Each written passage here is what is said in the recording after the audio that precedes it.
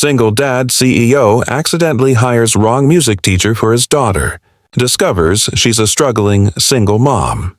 Before we dive into this story, tell me in the comments where you're watching from tonight. I love seeing how far these stories travel and how many lives they touch. Now, let's begin.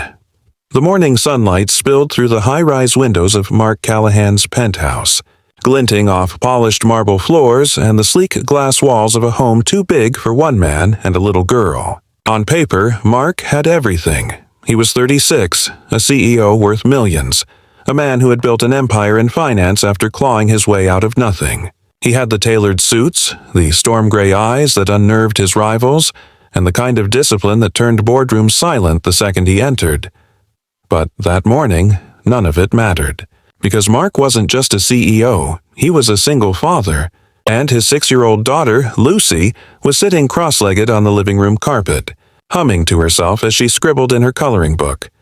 "Daddy, look," she chirped, holding up her drawing of a bright yellow sun. Mark gave her the faintest smile, kneeling down to kiss her forehead. "Beautiful, sweetheart. Just like you." It was moments like these that grounded him. Reminders that beneath the armor of power and wealth, there was a man terrified of failing at the one job he couldn't outsource, being a father. Today, Lucy had her first piano lesson. Music had been her late mother's dream for her, and Mark, no matter how busy, had promised he would make it happen. He wanted to keep that piece of her mother alive in her life. The doorbell rang. Mark glanced at the clock. The teacher, Ms. Riley, was supposed to arrive any minute.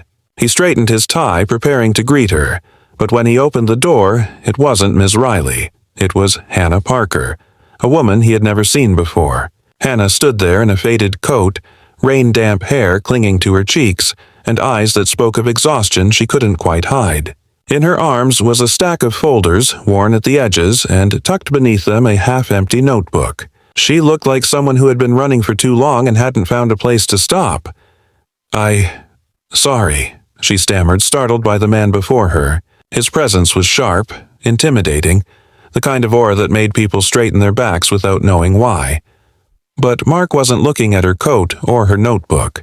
He was scanning her face, his brows furrowing. "You're late," he said curtly. "Lucy's been waiting." "Late?" Hannah blinked. Wait, I think you've got—" "Come in." His tone left no room for discussion. Hannah stepped inside, hesitant, clutching her notebook to her chest. She had come to the building looking for a temp office job. Her agency had sent her to the wrong address, or so she thought. And yet here she was, standing in the living room of a man whose suit alone probably cost more than her month's rent. Lucy looked up from the carpet, her face lighting up. "Daddy, is this my piano teacher?" Mark nodded once. "Yes, Ms. Riley, I assume." Hannah froze. "Piano teacher?" She opened her mouth to correct him, but then Lucy's wide, hopeful eyes landed on her. The little girl clutched her small keyboard like it was a treasure chest, bouncing in excitement. "Can you teach me now?" Lucy asked, her voice bubbling with eagerness. Hannah's heart clenched. She should have told the truth, that she wasn't the teacher, that she didn't belong here. But something in Lucy's eyes silenced her. They were filled with the kind of innocence Hannah hadn't seen in years. Not since before, life had battered her down with broken jobs, overdue bills, and nights spent worrying about where her next paycheck would come from. So instead, she smiled softly. "Of course, sweetheart." Mark stood off to the side, arms crossed, watching her like a hawk. He was used to control, used to perfection. But now he was entrusting his daughter to a stranger, or so he thought. Hannah sat beside Lucy at the piano, her hands trembling slightly. She wasn't a professional teacher, but she did know music. Years ago, before her life had unraveled, she had played in church choirs, had dreamed of studying music full-time. Those dreams had faded, but the notes were still somewhere inside her. She placed Lucy's little fingers on the keys. "This one," she said gently, pressing middle C, "is the heart of the piano. Every song comes back to it no matter how far it travels." Lucy's eyes widened in wonder as the note echoed through the room. "It sounds pretty." "It does," Hannah whispered, smiling. Mark watched silently. He noticed the way Lucy leaned toward Hannah instantly. how her laughter came easier, brighter. It was rare. Most strangers made Lucy shy. But not this one. Something tugged at him, a strange unease he couldn't name. Who was this woman? The lesson stretched on longer than expected. Lucy giggled every time Hannah showed her a new key, and Hannah, despite herself, felt warmth spreading through her chest. She hadn't smiled like this in months. When Lucy ran off to grab her favorite stuffed bunny to show the piano teacher, Mark finally spoke. "You don't match the agency's file," he said flatly. Hannah froze. "Agency?" His eyes narrowed. "Who sent you?" Her throat went dry. If she admitted the truth, that she wasn't Miss Riley at all, what then? She could be thrown out, embarrassed, maybe even accused of trespassing. But more than that, she didn't want to shatter Lucy's joy. The girl had looked at her with trust, with hunger for attention only a child could show. Hannah swallowed hard, forcing a calm she didn't feel. "I'm here to teach her." "Isn't that enough?" Mark's gaze was ice. He wasn't used to being challenged. But before he could respond, Lucy bounded back, holding her bunny high. "Look, she wants to play too." Hannah laughed softly, ruffling Lucy's hair. "Then let's teach her too." Mark said nothing, but for the first time in years he felt something strange flicker in his chest, something dangerously close to admiration. By the time the lesson ended, Lucy was yawning, her small hands still pressing random keys with delight. "Thank you," she whispered to Hannah, hugging her tightly. "Will you come back?" Hannah hesitated, caught between truth and desire. She wasn't supposed to be here, and yet, something inside her whispered that maybe, just maybe, fate had opened this wrong door for the right reason. "I'll try," she said softly. Lucy beamed, satisfied with the promise. Mark walked Hannah to the door, his expression unreadable. For a moment, neither spoke. Then, just as she stepped into the hallway, he said quietly, "I don't know who you are, but my daughter likes you." "That's rare." Hannah's breath caught. She met his storm-gray eyes, saw not just power there, but something hollow, something searching, and for the first time in a long time, she felt like she wasn't invisible. She nodded, faintly. "Then maybe I'm supposed to be here." The door shut between them, but neither could shake the feeling that something had shifted. Something irreversible. The city glittered that night, its skyline a stretch of diamonds against velvet darkness. But in Hannah Parker's small, drafty apartment on the edge of town, the glow came not from skyscrapers but from the faint orange of a single desk lamp. She sat at her kitchen table, bills scattered around her like fallen leaves. Overdue notices glared in red, numbers she didn't know how to erase. Her fingers trembled as she pressed her forehead against her palms. Rent was due in 5 days.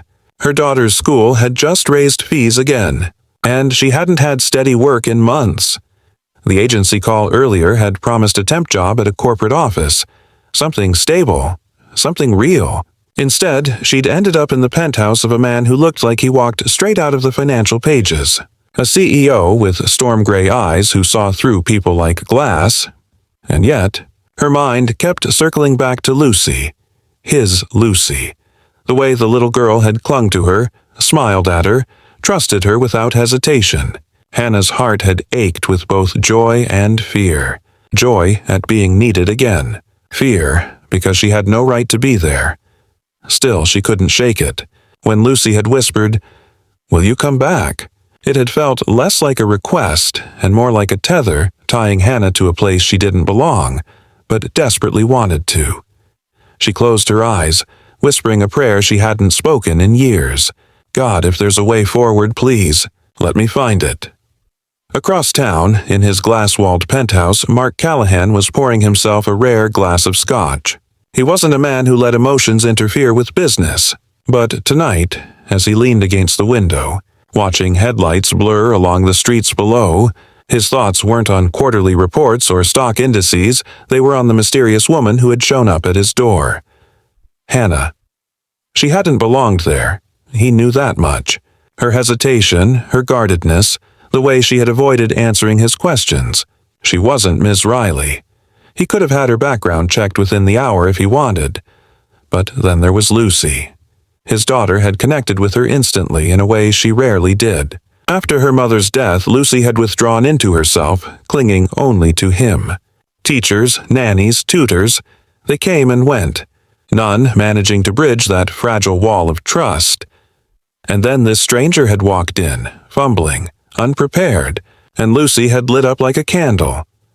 Mark swirled the amber liquid in his glass, his jaw tight. He hated unpredictability. But there was something about Hannah that made him pause, something that gnawed at the walls he'd built around himself. She was hiding something. He could feel it, but instead of pushing her away, he found himself wanting to know what it was. 3 days later, Hannah returned. She hadn't meant to. She'd spent hours convincing herself it was a mistake, that she had crossed a line, that she should never go back. But Lucy's hopeful face haunted her, and the agency still hadn't found her another placement. So she climbed the steps to Mark Callahan's penthouse once again, her heart hammering in her chest. Lucy was the one who answered the door this time. "Hannah," she squealed, throwing her arms around her legs.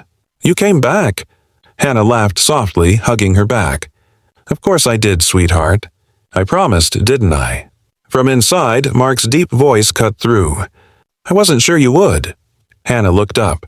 He was standing by the kitchen island, dressed casually in a dark sweater and slacks, though he somehow looked just as commanding as he had in his tailored suit. His eyes lingered on her, sharp and searching. "I almost didn't," she admitted. "But you did." His tone was unreadable. Lucy tugged Hannah's hand eagerly. "Can we play again, please?" Hannah smiled, brushing a strand of hair from Lucy's face. "Of course."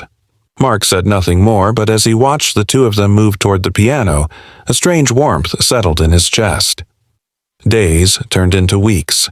Hannah became a fixture in their lives, not as a paid teacher, but as something more elusive, more intimate. She helped Lucy with scales and songs, but she also told her stories, listened to her worries, and tucked her in when Mark's work ran late. She cooked small meals in their kitchen, leaving Mark surprised the first time he came home to the smell of warm soup instead of silence. "You don't have to do that," he said one night, watching her ladle soup into bowls. "I know," Hannah replied softly, "but someone should." Their eyes met, and for a moment the air thickened between them. Mark looked away first, clearing his throat. But the truth was undeniable. He was beginning to rely on her presence, and that terrified him. One rainy evening, Lucy had a nightmare. Mark rushed into her room to find her trembling, tears streaking her cheeks. Before he could comfort her, Lucy cried out for Hannah. "Hannah! I want Hannah!" Mark's chest tightened as he froze by the doorway. He wasn't enough, at least not in that moment. Hannah appeared seconds later, drawn by the cries. She gathered Lucy into her arms, whispering softly, rocking her back and forth until the sobs quieted. Mark stood there, helpless, watching as his daughter clung to another woman like she was the only safe harbor in the storm. When Lucy finally drifted back to sleep, Hannah tucked her in gently and turned toward him, their eyes locked in the dim light. "You've been carrying this alone for too long," she said quietly. Mark swallowed hard. For once, he didn't have a retort. He didn't have control. And in that moment, he realized just how deeply this woman, this accidental stranger, had slipped into the heart of his life. But Hannah's past was not something she could outrun forever. One afternoon, while searching for a document in the study, Mark stumbled across a folder she had left behind. Inside were her resume, old pay stubs, and a stack of overdue bills. His eyes scanned the papers, his jaw tightening. She wasn't a teacher. She wasn't even steadily employed. She was drowning, financially, emotionally, in every way. When she returned later that evening, he confronted her. "You lied to me." His voice was low, sharp. Hannah froze, her heart lurching. I didn't mean to." "You're not Ms. Riley. You're not a teacher. You walked into my home under false pretenses." Tears stung her eyes. I was sent to the wrong address. I should have left, but then Lucy, she looked at me and I couldn't walk away. I never wanted to hurt her. Or you. Mark's expression was stone, but inside his chest was a storm. He should have been furious. He was furious. But he also couldn't ignore the truth. His daughter adored Hannah. She had healed cracks no one else had touched. "Why didn't you tell me?" he demanded. "Because people like you don't give second chances to people like me," she whispered. "I needed work. I needed hope. And for the first time in a long time, I felt like I belonged somewhere." The silence stretched between them, heavy with unsaid words. And for the first time in years, Mark didn't know what to do. The confrontation hung in the air like a thundercloud, both of them standing in the spacious living room of the penthouse, neither willing to move first. Mark's eyes were hard but not cold. They carried something else now. Conflict, maybe even hurt. Hannah's hands trembled at her sides. She wanted to explain, to pour out every truth that had shaped her into the woman standing before him. But how much could she really say without breaking the fragile bond she'd built with Lucy? And perhaps with him? "I should leave," Hannah whispered, her voice cracking. "You should," Mark agreed. But neither of them moved. The silence was broken by the soft sound of footsteps. Lucy padded into the room, clutching her stuffed bunny. Sleepy-eyed, she blinked at them. "Why are you sad?" she asked softly. Mark's chest tightened.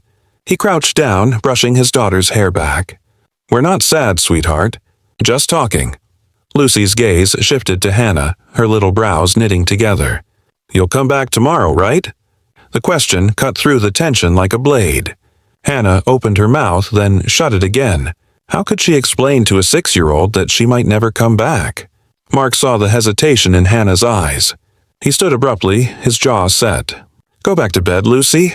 Lucy looked between them, confused but obeyed, shuffling back toward her room. When she was gone, the silence returned, heavier than before. After Hannah left that night, Mark poured himself another drink, though he barely touched it. His thoughts wouldn't let him rest. She had lied. That fact was undeniable. And yet, what she had given Lucy was equally undeniable. Lucy needed her. He stared out the window at the city below, his reflection ghostly in the glass.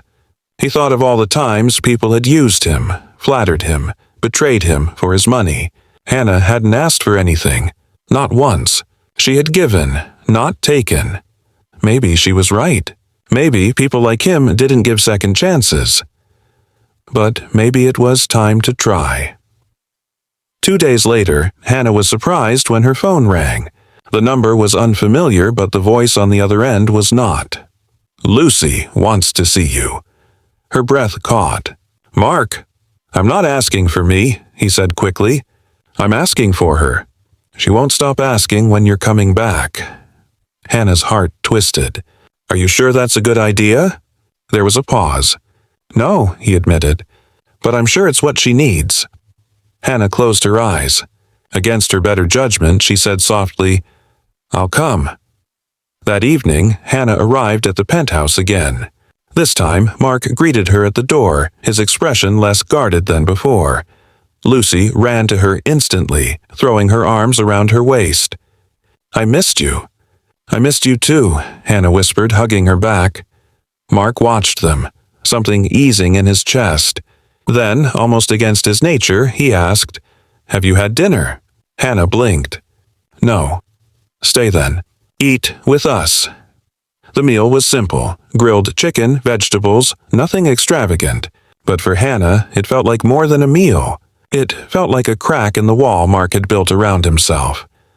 Lucy chattered happily through most of it, telling Hannah about school, her favorite cartoons, and the new song she wanted to learn on the piano. Hannah listened with genuine interest, laughing softly at Lucy's jokes. Mark didn't say much, but he watched. He watched the way Hannah leaned in, the way she gave Lucy her full attention, the way she filled the silence that had always weighed on this home. When dinner ended and Lucy was tucked into bed, Mark finally spoke. You could have told me the truth." "I was afraid you wouldn't let me stay," Hannah admitted. "You're right," he said. Her shoulders slumped, but then he added quietly, "I'm not sure that would have been the right choice." Their eyes met, and something shifted again. In the weeks that followed, Hannah's visits became more regular, not just for piano lessons, but for dinners, for bedtime stories, for quiet evenings when Mark found himself almost at peace. But the truth still lingered between them, unspoken. And one night, as rain tapped against the windows, Hannah finally broke. She told him everything. About the job she lost when the company downsized, about the mountain of bills she couldn't keep up with, about the humiliation of asking for help and being turned away, about the little girl she was raising alone after her ex walked out, leaving nothing but debts in his wake. Tears glistened in her eyes as she whispered, "I wasn't looking for pity. I just needed one chance." And then Lucy looked at me, and for the first time in so long, I felt like I mattered again. Mark listened silently. He wasn't a man easily moved, but her words cut through him in ways he couldn't deny. "You should have told me sooner," he said finally, his voice low. "I know," she whispered, but there was no anger in his tone now, only understanding. It wasn't long before the outside world began to notice. Mark Callahan, the untouchable CEO, was seen with a woman who wasn't from his world. No glamorous socialite. No polished businesswoman, but a struggling single mother with nothing to her name. Rumors spread quickly, whispers at galas, murmurs in boardrooms. Some called her a gold digger. Others claimed Mark had lost his mind. Hannah felt the sting of their words. She heard the whispers even when they weren't spoken aloud. "I don't belong in your world," she told him one night, her voice breaking. "They'll never accept me." Mark cupped her face, his storm-gray eyes fierce. "I don't care what they accept. I care about Lucy, and I care about you. That's all that matters." Her tears spilled over, and for the first time she let herself believe him. The turning point came at a glittering charity gala. The room shimmered with diamonds, champagne flowed like water, and cameras flashed at every corner. Mark arrived in a sharp black tuxedo, Hannah at his side in a borrowed gown that clung nervously to her frame. The whispers began immediately, but Mark ignored them. When he was invited to speak on stage, he walked to the microphone with his usual confidence. But his words that night weren't about business or wealth. "This city knows me as a millionaire," he said, his voice carrying across the ballroom. "But wealth means nothing without love. And I wouldn't be standing here today if not for a woman who once gave me something I could never buy. Kindness." The room stilled. Cameras flashed. Hannah's eyes widened as he turned, stepping down from the stage. He stopped in front of her, dropping to one knee. From his pocket, he pulled out a small velvet box. "Hannah Parker, will you marry me?" Gasps filled the air. The whispers turned to stunned silence. Hannah's hands flew to her mouth, tears streaming down her cheeks. For a moment, the world fell away. "Yes," she whispered. "Yes," the room erupted in applause. The judgment, the whispers, the doubts, all drowned out by the roar of approval. The weeks after the gala blurred together in a haze of joy and disbelief. Hannah would sometimes wake up in the penthouse, sunlight spilling across the polished floors, and wonder if it was all a dream. She would half expect to find herself back in her tiny apartment, juggling bills on the kitchen table. But then Lucy's laughter would echo down the hallway, followed by Mark's deep voice, and reality would sink in. Her life had changed, drastically, irrevocably. She was no longer just a waitress scraping by. She was Hannah Parker, fiancée to Mark Callahan, the man newspapers described as untouchable.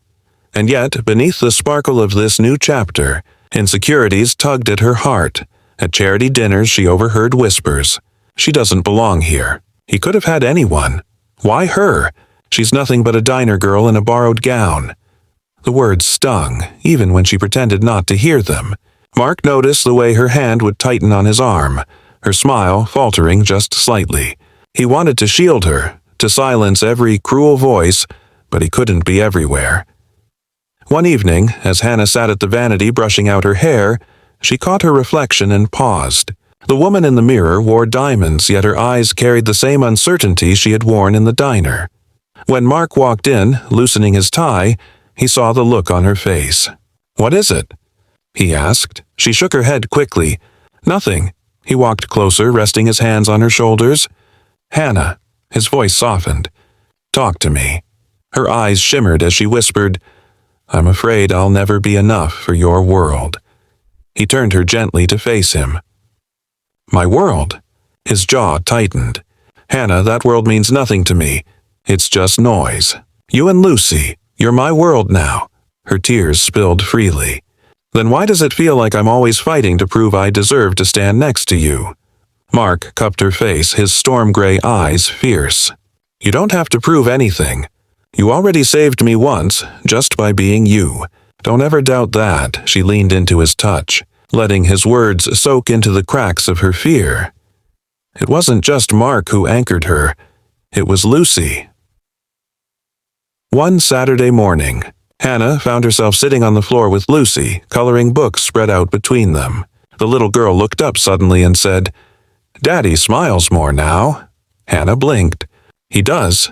Lucy nodded, pressing a crayon hard against the page. "He used to look sad a lot. But when you're here, he laughs. Like really laughs. I like it." Hannah's throat tightened. "Do you know why he laughs more?" Lucy grinned, missing one of her front teeth. "Because you love him. And he loves you." Hannah pulled her close, hugging her tightly. Children had a way of seeing the truth without complication. Lucy didn't care about wealth or status or what the newspapers said. All she cared about was love. And to her, that was more than enough. Despite their happiness, the whispers outside only grew louder. A month later, Mark was invited to speak at a major business conference.